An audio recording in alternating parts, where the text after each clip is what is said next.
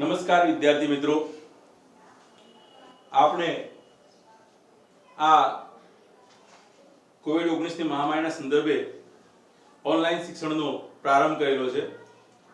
આપણી શ્રી સંસ્કાર વિદ્યાલય લક્ષ્મીપુરા તાલુકો પાલનપુર ખાતે શાળામાં વિદ્યાર્થીઓને ઓનલાઈન શિક્ષણ આપવાની શરૂઆત થઈ છે। ત્યારે આપણે મારી પાસે બે વિષયનો અભ્યાસ કરવાનો રહેશે। ધોરણ 11 વિષય આંકડાશાસ્ત્ર ભાગ 1 માં અત્યારે અભ્યાસ કરીએ છીએ। હું તમને બે વિષયો એકાઉન્ટ અને આંકડાશાસ્ત્ર બંને વિષયોનો અભ્યાસ કરાવવાનો છું। અને એકાઉન્ટના સબ્જેક્ટ વખતે તમને સમજાવી દઉં કે પાંચે પાંચ વિષયો સામાન્ય પ્રવાહના જે છે એકબીજા સાથે સંકળાયેલા છે। એકાઉન્ટ એટલે નામાના મૂળ તત્વો, સ્ટેટ એટલે આંકડાશાસ્ત્ર, ઇકોનોમિક્સ એટલે અર્થશાસ્ત્ર, બિઝનેસ ઓર્ગેનાઇઝેશન એન્ડ મેનેજમેન્ટ ટૂંકમાં એને બીઓએમ પણ કહે છે, બીએ પણ કહે છે, બીએમ પણ કહે છે, જે વાણિજ્ય વ્યવસ્થા અને સંચાલન છે। અને પાંચમું એસપી કહેવાય છે। એનું પૂરું નામ છે સીસી અને એસપી, અને એમાં એનું પૂરું નામ છે commercial correspondence and secretarial practice. વાણિજ્ય, પત્ર વ્યવહાર અને સેક્રેટરીયલ પ્રેક્ટિસ આ પાંચેય વિષયોનું એક માળખું જૂથ છે। આ પાંચેય વિષયોનું જે જૂથ છે એ તમારે વ્યવસ્થિત સંપૂર્ણપણે સમજવું અને તૈયાર કરવું જરૂરી છે। આ પાંચેય વિષયના જૂથમાં જ્યારે તમે એનો સંપૂર્ણ અભ્યાસ કરો છો ત્યારે એકબીજા વિષયને તમને સપોર્ટ મળતો રહેશે। હવે અહીંયા જે આંકડાશાસ્ત્ર વિષયની આપણે વાત કરીએ ત્યારે એનો ભાગ 1 છે, પ્રકરણ 1। કૌંસમાં તમારા લેક્ચરમાં આવું લખેલું મળશે, જોવા 1.1.1 માહિતીનું એકત્રીકરણ લેક્ચર 1। એટલે પહેલા તો આપણે આ મુદ્દાને પરમેનન્ટલી સમજી લઈએ, જે તમને કોઈ પણ જગ્યાએ તકલીફ ના પડે અને લેક્ચર શોધવામાં પણ તકલીફ ના પડે। એટલે ધોરણ 11 સ્ટેટ લખેલું મળી જાય। એના પછી ભાગ 1, તો આ ભાગ 1 છે એટલે ભાગ 1 પહેલો ભાગ 1 ની નિશાની છે, ભાગ 2 ચાલુ થશે એટલે અહીંયા બીજો પોઈન્ટ આવી જશે। જો કે 11 માં આંકડાશાસ્ત્રમાં આવો ભાગ નથી। આગળ પ્રકરણ 1, તો આ પહેલું પ્રકરણ છે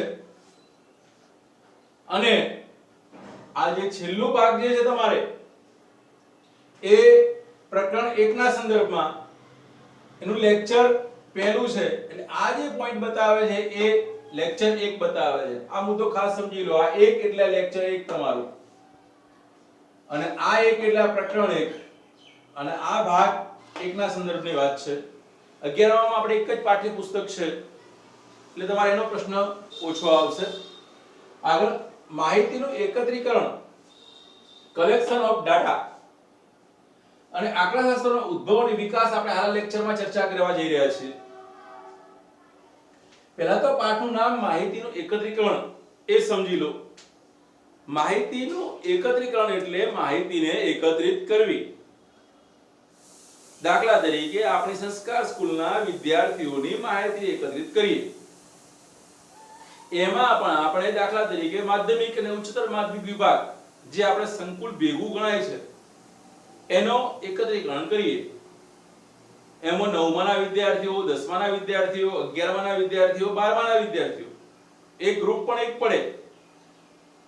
એમાં આપણે 9 અબક્કના વિદ્યાર્થીઓ, 10 અબક્કના વિદ્યાર્થીઓ, 11 સામાન્ય પ્રવાહના વિદ્યાર્થીઓ અને વિજ્ઞાન પ્રવાહના વિદ્યાર્થીઓ એમ પણ વિચારીએ તો 11 સામાન્ય પ્રવાહમાં પણ 11 આર્ટ્સના વિદ્યાર્થીઓ, 11 કોમર્સના વિદ્યાર્થીઓ, આમ અલગ પ્રકારના ગ્રુપ પડતા રહે। આ તો ખાલી આપણે વિદ્યાર્થીઓના જૂથના એકત્રીકરણની વાત કરી, પણ વિદ્યાર્થીઓમાં કુમાર કેટલા છે, કન્યા કેટલા છે એનું પણ એકત્રીકરણ થાય। આ તમામ પ્રકારની જે માહિતી એકત્રીકરણ કરીએ છીએ એ જાત રૂબરૂ તપાસ દ્વારા કરીએ છીએ તો એને પ્રાથમિક માહિતી એકત્રીકરણ કહેવાય। અને બીજાએ માહિતી એકત્રિત કરેલી હોય ને કોઈ વ્યક્તિ ઉપયોગ કરે છે તો એ ગૌણ માહિતી એકત્રીકરણ કહેવાય। એટલે પહેલા તો માહિતી એકત્રીકરણની આપણે અહીંયા વાત કરીએ છીએ। એમાં કુમાર કન્યા છોકરા અને છોકરીઓ તો એ ગુણાત્મક લક્ષણ તરીકે માહિતી એકત્રીકરણ કર્યું કહેવાય. પણ એ વિદ્યાર્થીઓ ની ઊંચાઈ કેટલી છે, એમની ઉંમર કેટલી છે, તો એ સંખ્યાત્મક માર્ક મળે છે. અને એ ચલ લક્ષણના આધારે માહિતી એકત્રીકરણ થાય તો એ સંખ્યાત્મક માહિતી એકત્રીકરણ કહેવાય. આપણે આ પ્રકરણમાં આવો કેટલો અભ્યાસ કરવાનો છે. પણ અહીંયા મુખ્ય મુદ્દો અહીંયા આગળ એ ચાલે છે કે આંકડાશાસ્ત્રનો ઉદ્ભવ અને વિકાસ, તો જેમ જેમ પાઠ્યપુસ્તકો બદલાતા રહ્યા છે તેમ તેમ આના ઉદ્ભવ અને વિકાસમાં અલગ અલગ માહિતી એકત્રીકરણ કરવામાં આવે છે. મેં હમણાં જ વાત કરી કે પાંચેય વિષયોની શરૂઆત એક સાથે એક સરખી ચાલશે. જેમ જેમ સમય જશે એમ પાંચેય વિષયો અલગ અલગ શાખામાં વિભાજિત થઈ જશે. તો પહેલા તો આપણે કહીએ છીએ પ્રમાણે જ કે માણસ રખડું ભટકતું જીવન જીવતો હતો, પછી નદી કિનારે વસવાટ ચાલુ કર્યો, સ્વાવલંબન પરથી પરાવલંબન ઉપર આવ્યો અને લેવડ દેવડની પ્રક્રિયા ચાલુ થઈ. તો એનું હિસાબ કિતાબ રાખવાનો પ્રશ્ન ઊભો થયો, એટલે આંકડાકીય માહિતીનો પ્રશ્ન ઉદ્ભવ થયો. આમાં ઘણી બધી વાતો છે પણ આપણે અત્યારે ખાલી કરતા નથી અને ફક્ત ને ફક્ત આંકડાશાસ્ત્રના ઉદ્ભવ તરફ જઈએ છીએ. તો આંકડાશાસ્ત્રનો ઉદ્ભવ વૈશ્વિક ક્ષેત્રે પણ થયેલો છે, એક વિકાસનો એક પુંજ છે. અને બીજો એક વિભાગ જે છે કે આંકડાશાસ્ત્રનો ઉદ્ભવ આપણે ભારતીય વિભાગમાં પણ થયો છે. આપણે ભારત દેશની વાત કરીએ તો અકબર રાજા થઈ ગયા ત્યારે એમને અકબર રાજાના શાસન દરમિયાન આઈને અકબરી ના પુસ્તકના અંદર આંકડાશાસ્ત્રના ઉદ્ભવ અને એની વાત કરેલી છે. એના હિસાબની ચર્ચા પણ કરેલી છે કે આંકડાશાસ્ત્ર મૌર્ય સામ્રાજ્ય વખતે મોગલ સમ્રાટ અકબરના શાસન દરમિયાન એમને અબ્દુલ ફજલ રચિત આઈને અકબરીમાં પણ આનો ઉલ્લેખ જોવા મળે છે, મૌર્ય સામ્રાજ્ય વખતે પણ. એ જ રીતે ભારતમાં પીસી મહાલનોબિસે પણ આંકડાશાસ્ત્રના ઉદ્ભવમાં મહાન વિચાર આપેલો છે. ફિશર, ગાલ્ટન, આ બધા મહારથીઓ બધા જે થઈ ગયા એમને પણ આંકડાશાસ્ત્રના ઉદ્ભવના વિકાસમાં ખૂબ મોટું પ્રદાન કરેલું છે. હવે એ વિશે આગળ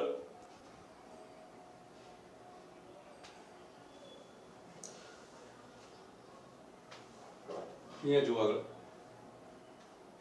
ઉદ્ભવ અને વિકાસમાં મૌર્ય સામ્રાજ્યથી આંકડાશાસ્ત્રના ઉદ્ભવની વાતો થાય છે. પણ આપણે આ પ્રકરણ અત્યારે હેતુલક્ષી છે. પરીક્ષામાં એક વિકલ્પ પૂછાય છે, એ વિકલ્પના સંદર્ભમાં કેટલાક મુદ્દા છે પણ જે મોટાભાગે પૂછાતા આયા છે એ મુદ્દાના સંદર્ભમાં આપણે જોઈ લઈએ. તો મોગલ સમ્રાટ અકબરના શાસન દરમિયાન આંકડાશાસ્ત્રીય પદ્ધતિનો ઉલ્લેખ અબુલ ફજલ રચિત આઈને અકબરીમાં જોવા મળે છે. આંકડાશાસ્ત્રીય પદ્ધતિનો જે સૌપ્રથમ અકબરના શાસન દરમિયાન અબુલ ફજલ રચિત જોવા મળે છે, અબુલ ફજલ રચિત આઈને અકબરીમાં જોવા મળે છે. એટલે પરીક્ષામાં આવો એક મુદ્દો પૂછાય છે. બીજું, સૌપ્રથમ વખત ગોટફ્રીડ એકનવેલે 1749માં જર્મન શબ્દ સ્ટેટિક્સનો ઉપયોગ કર્યો હતો. તો પરીક્ષામાં ક્યારેક એવું પૂછાઈ શકે જર્મન શબ્દ કે સ્ટેટિક્સ શબ્દનો ઉપયોગ સૌપ્રથમ કોને કર્યો હતો? ગોટફ્રીડ એકનવેલે.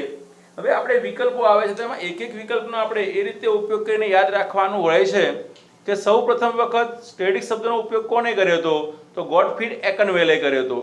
એવી રીતે પરીક્ષામાં પ્રશ્ન પૂછાય છે ગાણિતીય આંકડાશાસ્ત્રના રચયિતા કોણ છે, આંકડાશાસ્ત્રના પિતા કોણ છે? આ બે વિકલ્પો જે છે એ ખૂબ અગત્યના છે અને એ પૂછાય છે.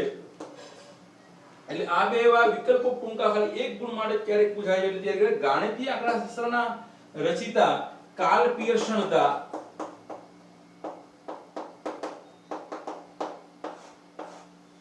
આના અંદર 12માં આપણે કાર્લ પિયર્સનના સૂત્રોનો અભ્યાસ પણ કરવાનો છે. એને ગોટફ્રીડ એકનવેલે અને આ કાર્લ પિયર્સન અને આંકડાશાસ્ત્રના પિતા તરીકે ફિશર જાણીતા છે. એ પરીક્ષામાં ક્યારેક ખાલી આટલા મુદ્દાઓની જરૂર છે આપણી પાસે. ગોટફ્રીડ એકનવેલે, આઈને અકબરી, એની સાલવારીઓ પણ કેટલીક આપી છે. 1749 શબ્દનો ઉપયોગ થઈ શકે છે.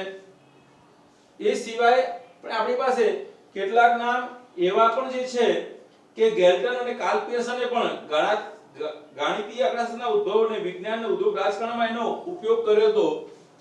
બાયોલોજીકલમાં પણ આનો ઉપયોગ થાય છે. એટલે આ બાબતે જેટલા ઉતરીએ એટલું ઓછું છે, પણ પરીક્ષાલક્ષી સંદર્ભમાં આપણે ચર્ચા અત્યારે એટલી જ કરતા રહીએ છીએ.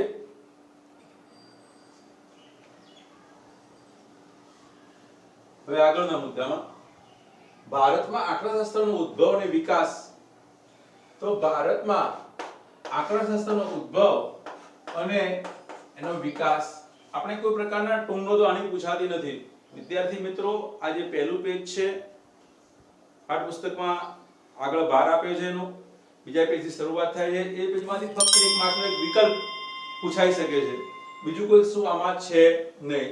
તો ભારતના જાણીતા આંકડાશાસ્ત્રી પીસી મહાલનોબિસ દ્વારા ભારતીય આંકડાશાસ્ત્રીય સંસ્થા ઇન્ડિયન સ્ટેટિસ્ટિકલ ઇન્સ્ટિટ્યૂટ ISI ની સ્થાપના ઈસવીસન 1931 માં કોલકાતા ખાતે થયેલ.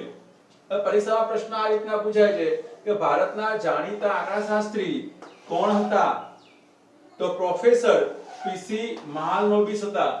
અહીંયા આ બુકમાં ઉલ્લેખ નથી, કેટલીક બુકમાં પ્રોફેસર પીસી મહાલનોબિસ શબ્દ વાપરેલો છે જૂની બુકોમાં, નવી બુકમાં ઉલ્લેખ કર્યો નથી. તો પ્રોફેસર પીસી મહાલનોબિસ ભારતીય દેશના જાણીતા આંકડાશાસ્ત્રી હતા. એમને ભારતીય આંકડાશાસ્ત્રી સંસ્થાની સ્થાપના એનું અંગ્રેજી નામ છે, પરીક્ષામાં પૂછાય કે ISI નું પૂરું નામ ફૂલ ફોર્મ શું છે? તો ઇન્ડિયન સ્ટેટિસ્ટિકલ ઇન્સ્ટિટ્યૂટ. કો તો સંપૂર્ણ અંગ્રેજી સ્પેલિંગમાં વ્યવસ્થિત લખો અથવા એના ઉચ્ચારમાં લખો, અથવા તો ગુજરાતીમાં સ્પષ્ટ લખો ભારતીય આંકડાશાસ્ત્રી સંસ્થા, તો પણ ચાલી શકે છે. ની સ્થાપના ઈસવીસન 1931 માં થયેલી. ક્યાં થયેલી? તો કે કોલકાતા ખાતે થયેલી. એટલે કોલકાતા ખાતે 1931 માં એમને સ્થાપના કરી.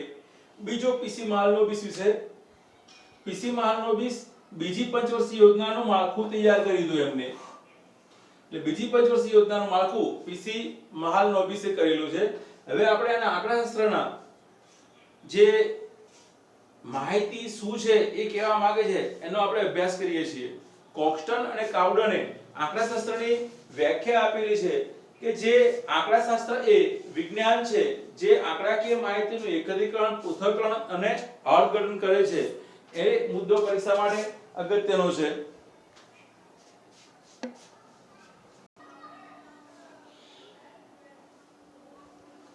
હવે જોઈએ આગળ. આંકડાશાસ્ત્ર એટલે શું? તો આંકડાશાસ્ત્રની વ્યાખ્યા કોક્સ્ટન અને કાઉડને આપેલી છે. એના મતે આંકડાશાસ્ત્રની વ્યાખ્યા પાઠ્યપુસ્તકમાં જણાવી છે. એ વ્યાખ્યા પરીક્ષામાં પૂછાય કે લખી શકાય આંકડાશાસ્ત્ર એટલે શું? આમ તો કહી શકાય કે શાસ્ત્ર એટલે શું. ખરેખર તો ઓરિજિનલ શબ્દ જૂની બુકોમાં આવતો વ્યાખ્યા પ્રમાણે શાસ્ત્ર એટલે વિધિવત જ્ઞાન, વિજ્ઞાન શાસ્ત્ર. તો વિજ્ઞાન, જ્ઞાન વિશેનું વિધિવતનું શાસ્ત્ર પૂરી પડે વિજ્ઞાન શાસ્ત્ર જે થયું. લગ્ન શાસ્ત્ર, સામાજિક શાસ્ત્ર, સમાજ શાસ્ત્ર, સમાજ અંગેનું વિધિવત જ્ઞાન પૂરું પાડતું શાસ્ત્ર એટલે સમાજ શાસ્ત્ર. એમ આંકડાકીય માયાજાળનું જ્ઞાન પૂરું પાડે છે તે એનું નામ છે આંકડાશાસ્ત્ર. આંકડાઓની બધી માયાજાળ છે, આંકડાઓની માયાજાળ સમજાવે છે.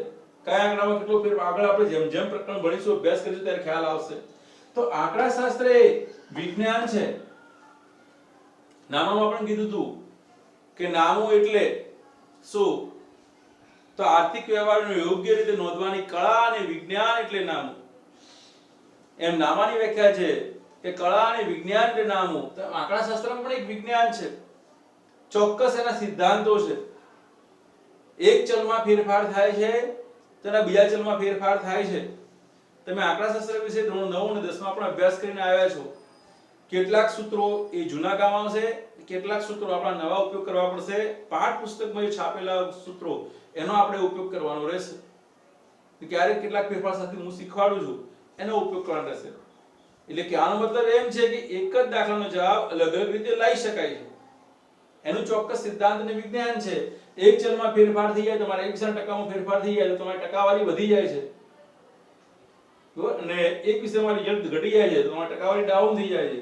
એટલે આંકડાશાસ્ત્ર એ વિજ્ઞાન છે. કેવું વિજ્ઞાન છે?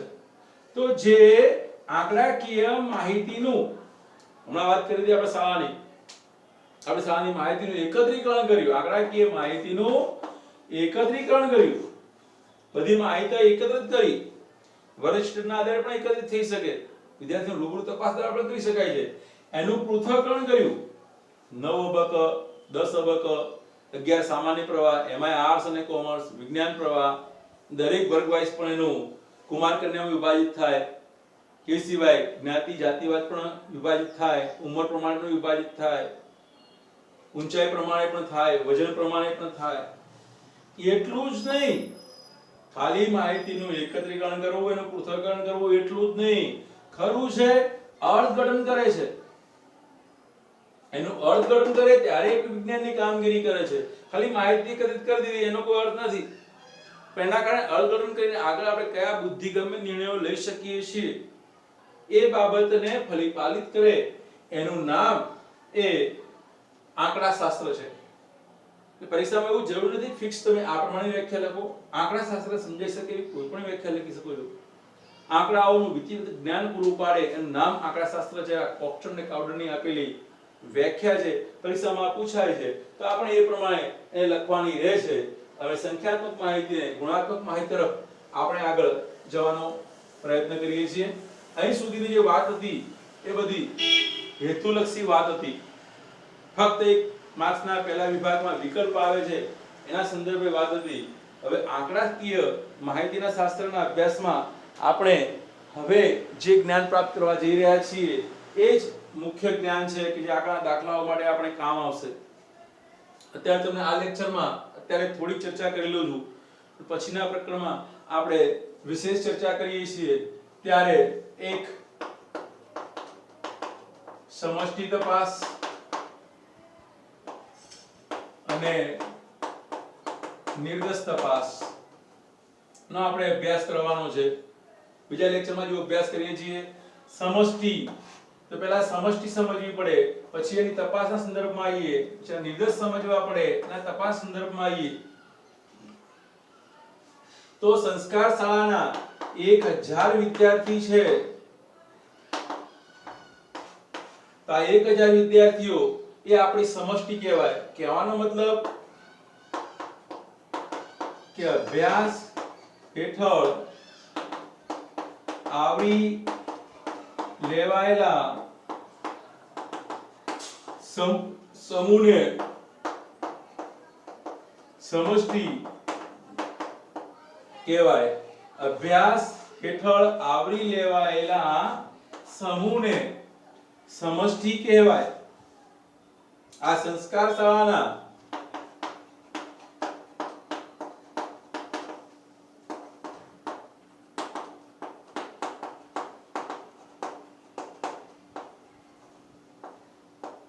શ્રી સંસ્કાર વિદ્યાલય લક્ષ્મીપુરા પાલનપુર ના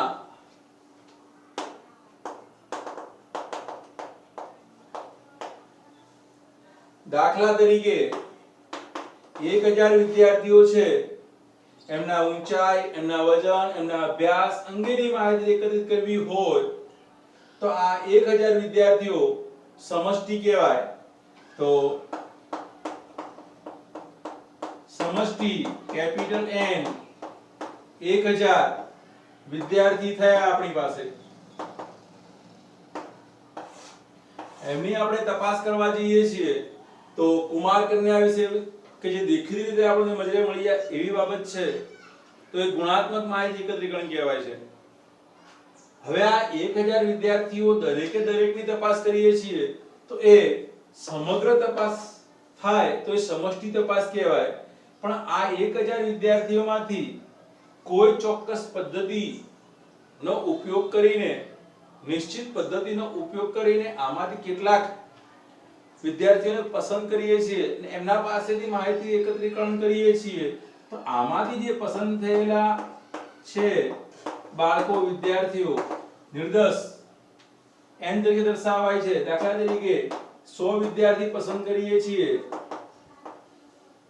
તમે 10 પણ પસંદ કરી શકો છો અને 5 પણ પસંદ કરી શકો છો, પણ જો સંખ્યા મોટી હોય થોડું 10% જેવું રાખ્યું હોય, 5-10% તો સારું છે. તો આ જે નિર્દેશ પસંદ થાય છે તો સમષ્ટિમાંથી પસંદ થયેલા એકમોને નિર્દેશ કહેવામાં આવે છે.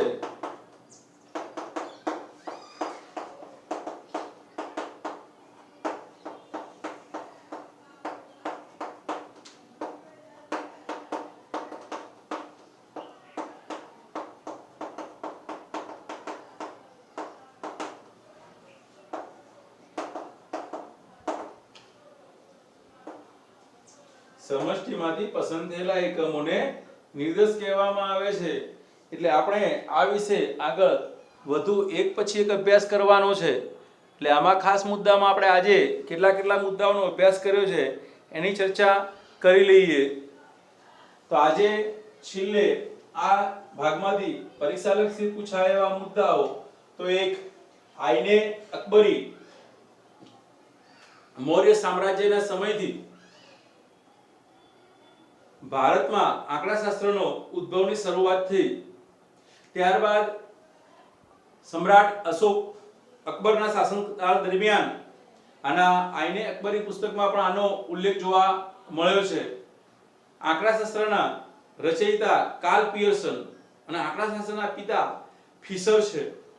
આંકડાશાસ્ત્રની કોક્સ્ટન ને કાવલોને આપેલી વ્યાખ્યા એ પરીક્ષા માટે એક ઉપયોગી વ્યાખ્યા થઈ કે આંકડાશાસ્ત્ર એક એવું વિજ્ઞાન છે જે આંકડાકીય માહિતીનું એકત્રીકરણ કરે છે, એનું વર્ગીકરણ પૃથ્થકરણ કરે છે અને એના આધારે નિર્ણય ઘડતરમાં મદદરૂપ થાય છે. અને એ સાથે આપણે આજે એક પરીક્ષાલક્ષી પ્રશ્ન મૂક્યો છે સમષ્ટિ તપાસ અને નિર્દેશ તપાસ, એનો અભ્યાસ કરવામાં આવે તેને સમષ્ટિ કહેવામાં આવે છે અને પસંદ થયેલા એકમોને નિર્દેશ તપાસ કહેવાય છે. વધુ આપણે આ મુદ્દાઓ વિશે બીજા લેક્ચરમાં અભ્યાસ કરીએ છીએ.